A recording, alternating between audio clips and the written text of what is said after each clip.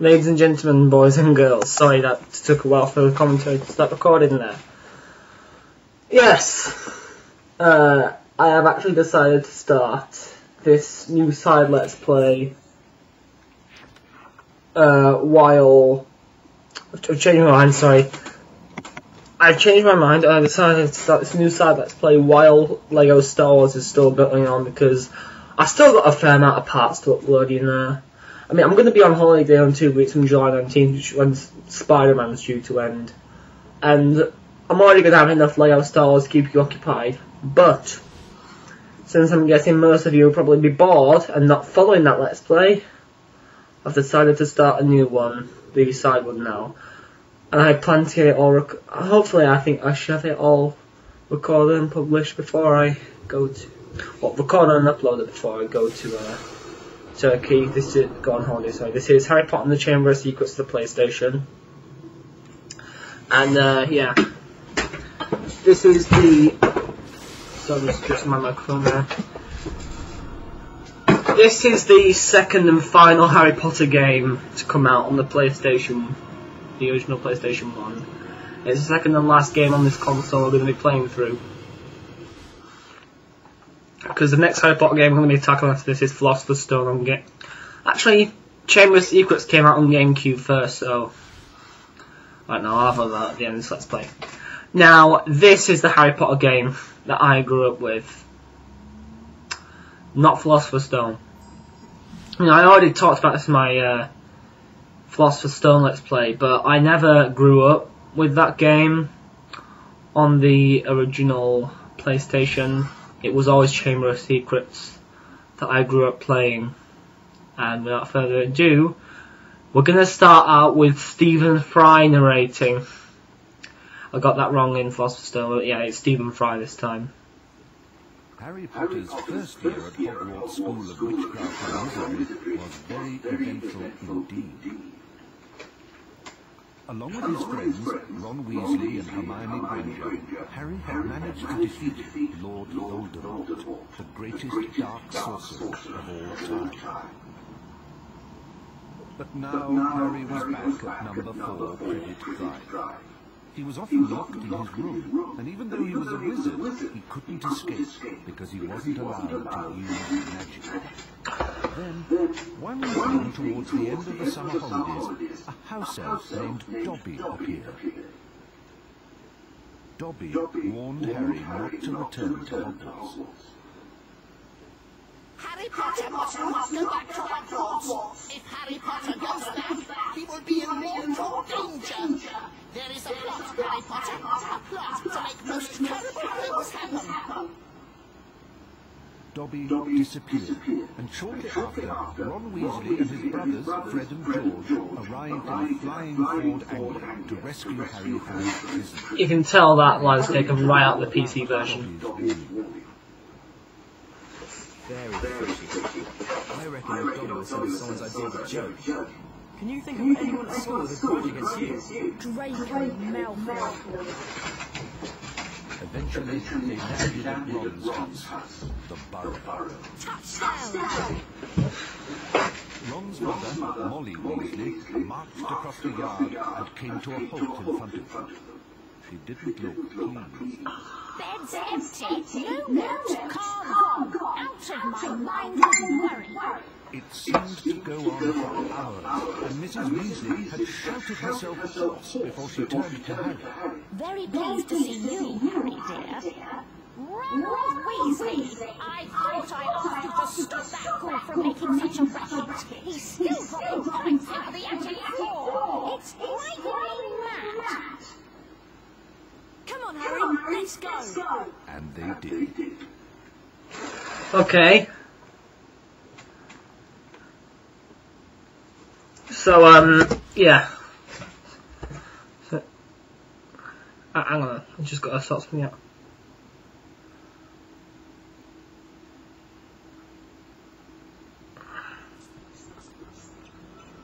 Okay, so, this is the Burrow.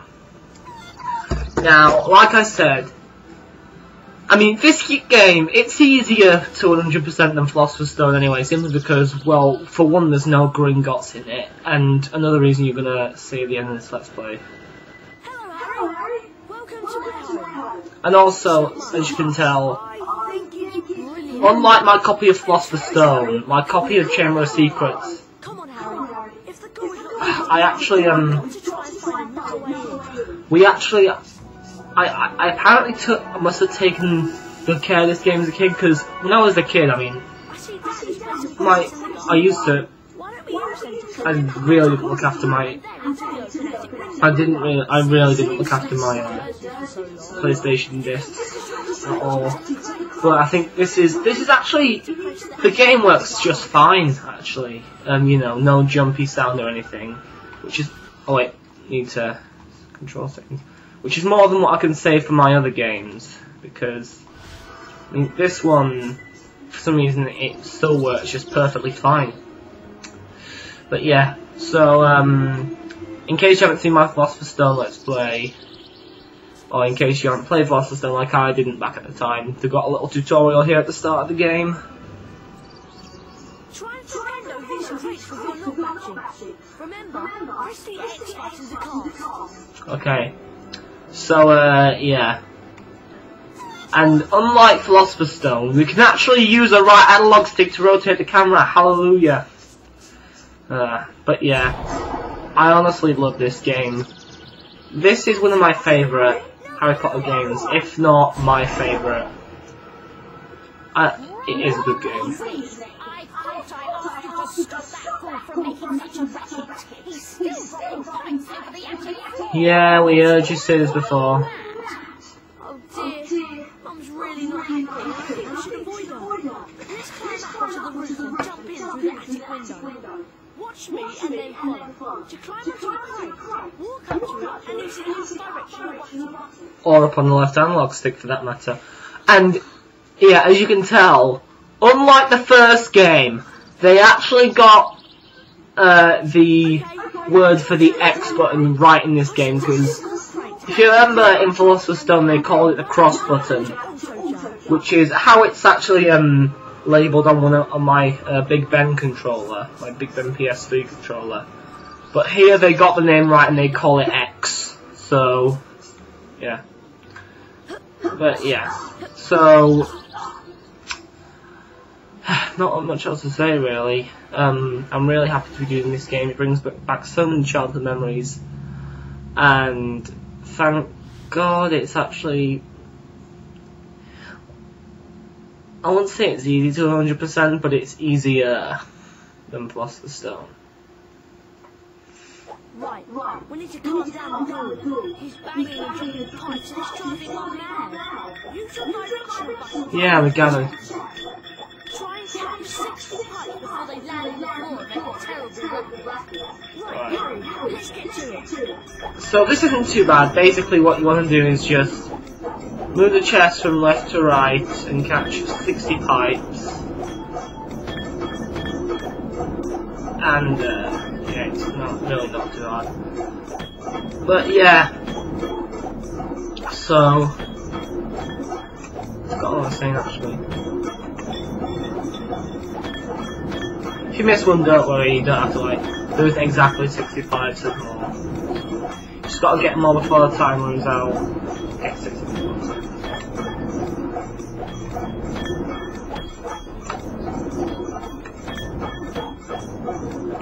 And yeah, not sure. I'm trying to think of something to say. It pretty much speaks for itself, to be honest. But yeah, so as for the Let's Play plan, I'm not sure. I might start recording my Gunner jobs before I start off to Tokyo. I probably won't, because right now what I've done is I've pretty much rendered all the challenge mode on Lego Star Wars, but I've only uploaded episodes 1 and 2 of that, like Phantom Menace and Attack of the Clones challenge mode, along with the rest of Spider-Man. So basically I'm just going to record this and once I've done recording this game, I'm gonna upload the rest of LEGO Star Wars, basically. But I doubt I'll be doing another side Let's Play before LEGO Star Wars ends, so yeah. But that is the start of the Burrow. So now I'm gonna go find Mr. Weasley. But yeah. So it pretty much, in terms of control, it works the exact same as the first game. Harry's voice acting, his voice hasn't broken, but thankfully he doesn't sound as childish as he did in the first game. Like, he sounds like his voice acting is a lot more appropriate when he casts Lupendo. Like, as you hear, like in the first game, he's just like Nintendo for no particular reason, because it completely didn't match with his voice in the rest of the game. But in this game, thankfully, he sounds more grown up. Leaves his junk everywhere. It drives Mum mad. Okay. Try smashing these barrels with fully charged batteries, so we can get through the gate. So yeah, basically these barrels can only be smashed by a fully charged knockback jinx, which obviously holding X and releasing it. And there's 30 box every flavour beans. Nice. Now we're gonna need these beans actually, because I think some of the famous Witches and Wizards cards in this game we need to buy off Fred and George, and the currency is beans, and there's like 5, I think it's like 50 beans each, so we need 250 Bertie Bott's Edit flavour beans by the time we get to Hogwarts, which we can easily get that because there's so many in this game. And then after that we lose those, and we need 500 to get the supercharged knockback jinx or whatever it's called. So yeah, that's how you unlock that in this game. Why don't you go and chat to her? She's been a bit shy lately. I wonder why. I'm off to see what Dad's up to. Right. Okay, passing Ginny. She looks quite grown up for for someone who's supposed to be 11. I don't know, maybe she's an early starter. Hello. Oh, 10 or 11. I'm just looking at her pass. Making sure that Fred and George don't use it as a ladder when they play quidditch. Guide the pass game over to the bushes and leave them, revealing every flavour beans that you can collect. Okay. Beans can be used to buy famous Witches and Wizards cards from Fred and George at Hogwarts. If you guide the pass game over to the bushes, it'll leave them, and you may be able to find a famous. Yeah, we went through this in the first game. Whenever you get a visit, it is put into your folio major. Press the select button. This will show you the folio major and the wizard cards you've collected at that point. There are 2 types of famous Witches and Wizards cards: the silver cards and the special gold wonder cards. Okay, right. So let's wake up the Puffs game. Come on. Now, this is how you get your first famous Witches and Wizards card. You basically make the Puffs. I'm not sure if you have to collect the beans, but you make the Puffs game, eat enough bushes, and thankfully, unlike Philosopher's Stone, these ones don't hurt us when we walk through them. So yeah, I mean we could sling the Puffs game down, but he's gonna grow again. So you know what, might as well turn him into the Attack of the 50 Puffs game. Here's a famous Witches and Wizards card. Right, Felix Summerby. Felix Summerby is our first card. Unlike Merlin in the first game. See Dad, I think. It's this way. Yeah, we'll follow you later. Right, so where's that first game gone? Over here, right. Now we could go on here, but you know what? I'm gonna make this Puffs game eat the rest of the bushes because we're gonna need to get as many beans as possible. So might as well shrink it now. Actually, just show it off. See, so small and cute again. It's gonna get fat. It's just gonna get fat again. Let's eat some more of these bushes. So yeah. So this game, what I like about it, I mean, it basically improves on Philosopher's Stone in every sense of the word, because Hogwarts is a lot bigger in this game. There's a lot more to do. It's more the story's more expansive. It's not, you know, it's not just 4 areas that you go to 200% and then, you know, that's it. No, I think there were secret areas in the first game as well, but like here it's all like one big, massive location that you're gonna see when we get to Hogwarts. And okay, what makes this game easier to 100% than Philosopher's Stone, other than the fact that it doesn't have Gringotts or any bullshit like that, is actually the fact that you can basically you can replay levels once replay levels. You don't need to. You can basically go through the story, then you can go back and get what you missed. Which I'm not going to be doing that anyway. I'm a weasel. I was wondering if you'd help me denome the gnome.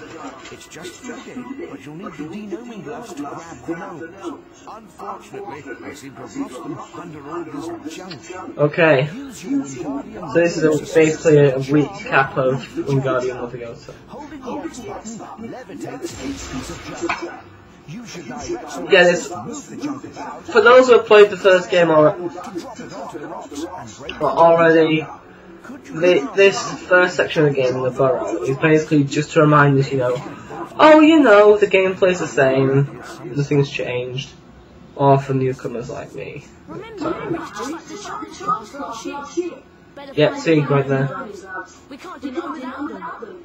Lift up the crates and then drop them on the rocks below. Right, so what's going on here? What you want to do here? You need to basically you've got to levitate each object and drop it onto the rocks. A little snap. That's right, Harry. Keep going. Now, basically, there's no specific crate or TV or whatever. There's no specific object that holds the gloves in. Basically, you've just got to keep going. The third object will always have the gloves in. You just got to smash all of them. It's just the way it is. See, right there. Wouldn't have been any different if we'd have done it in a different order. Here they are. Okay. Ah, the classic joke. You've also learned how to sharpen objects. I'm sure that will come in very handy. The sooner we get home the garden, the sooner we can get some sleep. I'm exhausted. Already? You haven't even done it. I'm the one who's been doing all the work. Ungrateful little bitch. Right, now, this is a new section of the game. A new gameplay mechanic called denoming. Basically, I'll let Ron explain it. And into that mill if there's no magical jump. To fling a gnome, you're going to need a good run-up. Hit the square button as quick as you can to build up speed. Once you reach the fence, you begin spinning on the spot. Press the triangle button when you're ready to throw the gnome. You get points for distance and hitting the target. Right, so this denoming, I'll admit, it isn't a bad portion of the game, but it can be frustrating, not gonna lie. Basically what you want to do is repeatedly press the square button to fling the gnome, and then press the triangle button to throw it. And you get points for distance and hitting the targets. basically, you've got to beat the high score in order to get a... In fact, no, you haven't got to beat the high score. You've got to hit all the targets in order to get a famous Witches and Wizards card. Basically, and... I mean, you get... Okay, that was correct. If you hit all the targets, then you get a famous Witches and Wizards card. But the problem is... It's very hard to do, in all honesty. It's like, it's harder than it looks. I'll just say that. Some you've got to be specifically slow, and others you've got to be specifically fast. Now I've got 2 more objects left and 2 more attempts. The post box and the beehive, or the wasp hive as Ron calls it, are both the hardest targets to hit, and... I don't know. I mean, I didn't do this as a kid, but I did like sort of in my early teenage years when I picked up this game again when I had a PlayStation 2. Hit the wasp hive, hit the... Oh no. So we've got to do this all again, basically. Because of that. You see, this is why I tried to go for the hardest targets first most of the time. Okay, a bit more distance. Just practice next time. And that was too far to the left. See, you've got to be just right. You've got to be on point. And that's what's annoying about this. Excellent, Harry. That's your all-time high score. That was really good fun. Do you want to play again? Yes, I'm going to play again. I'm going to keep playing until I actually manage to get something. Okay. Wasp hive. Oh, post box. Oh, come on, that was nearly enough distance, wasn't it? But the thing is, with the post box, you can easily overthrow it. You can. It's very easy to overshoot, and I mean, thankfully, you can take your time with this part. Wait until the hour's in position. You know, you can stay here for as long as you want, but. Oh my god, it's tough. Come on, hit the post box, hit the post box, hit the... Yeah! Phone box. Bloody hell. Right. The wasp's hive. That is the hardest. The hardest target to hit, if you ask me. Okay, okay, not too much distance. Actually, no, that's enough distance for the pond. So. Oh, oh, that was I was afraid that was going to hit the tree there. I'm lucky it didn't. Right.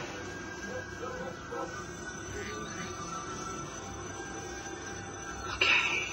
Right then. About halfway through the 5th bar, I think. So.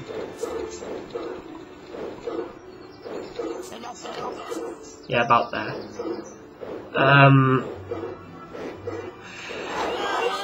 Come on, come on. Yes! And also you get the I'm assuming it's because it's hardest to hit, but you get the most points for hitting the wasp hive. Thank God. Okay. Right. Now we just got to hit the car, and we can do that easily. No question. Still, I think we got another there's like one more denoming section in this game, and I mean that's harder than this in all honesty. It's hard. Quite slow.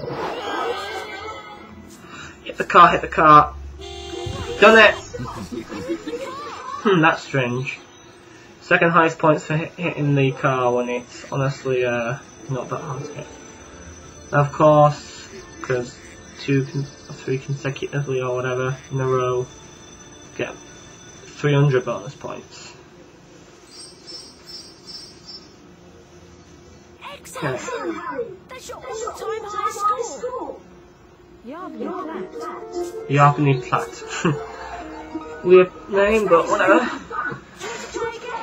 No thank you. That you know what, 2 attempts wasn't that bad.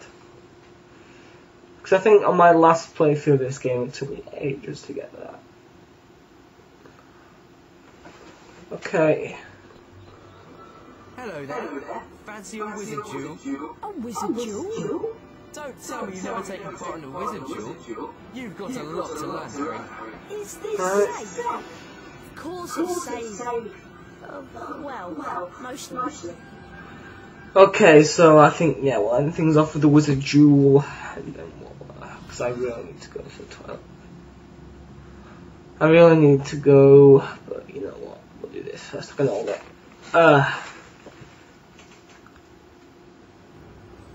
The Burrow dueling arena. Dun, dun, dun.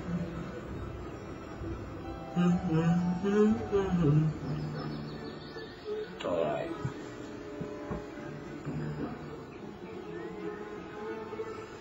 Okay.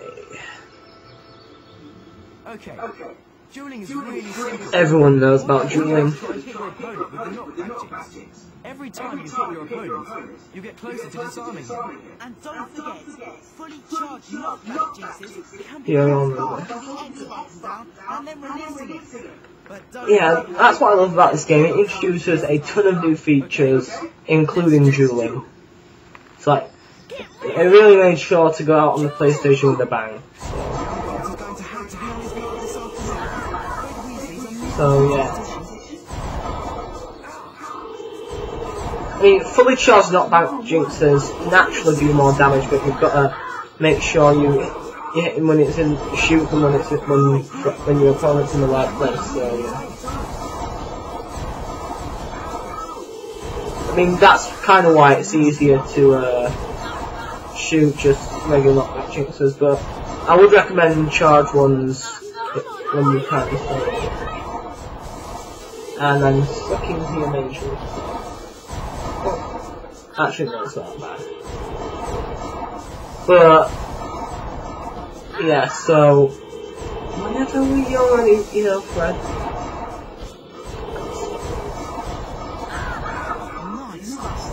And then once they're on, okay, George is supposed to say there, "Well done, Harry! You won the first round." But yeah, so I think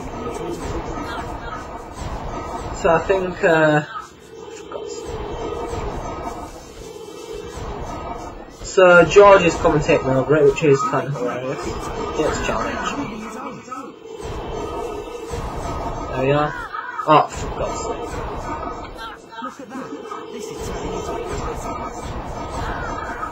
So yeah, forgot what I was going to say now. So, I mean, thankfully, you're going to see right here, this is sweet. So, what you're going to see, I mean, dueling isn't just knockback jinxes. That's what it looks like for now, but here, we're going to learn about something. Yeah, spicing the bullets. That means it's got a special jinx in it. To get the special jinx, you have to force me to hit the TV with one of my jinxes. That will release an orb you can run over and pick up. Anything with sparkles like the TV has got a special jinx in it, so remember to look out for the sparkles. Ooh, sparky. Special jinxes can only be cast using the circle button. That's important. Come on, let's give it a try. And also, you have to charge special jinxes. Right, so I'm gonna say, where's George's commentary? Right, so this is what a special jinx is.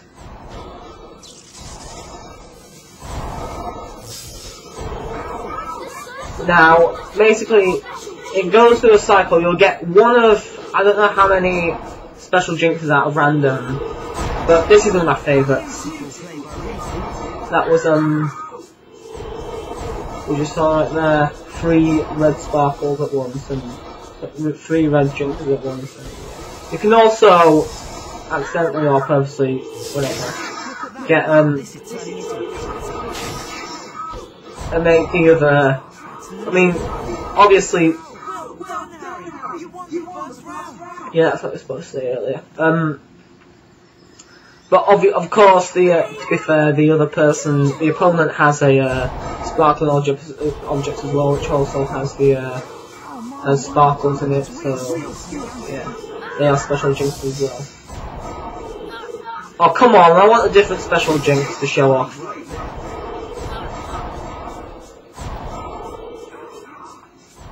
I think it's 4 or 5 special jinxes. I think. Oh come on! Give me a new special jinx, please. And come on! I love this figured spark, and that quick one is that sort of flashy one is nice. But come on! All right, here's a new one. This is basically just a boring yellow that jinx. And it missed him. Right, I want to show off the other special jinxes, if possible. You know, might as well. Oh, yeah, if you wait too long, his health will restore, so. That's terrific stuff. Okay, that actually hit him. Come on, there's at least one more knockback jinx. Oh! Boring! We want a new knockback jinx! So, special jinx, I mean. You don't just want a copy of the knockback jinx. Come on, there's one more special jinx. Have we not unlocked it yet or something? It's not showing off. I can't show it off.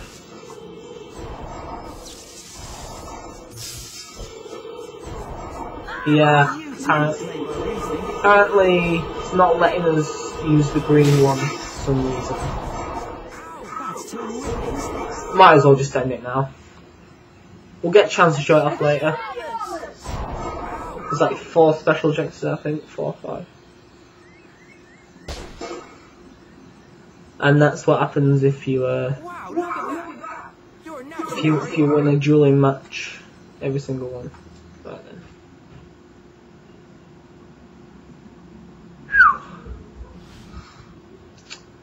Right.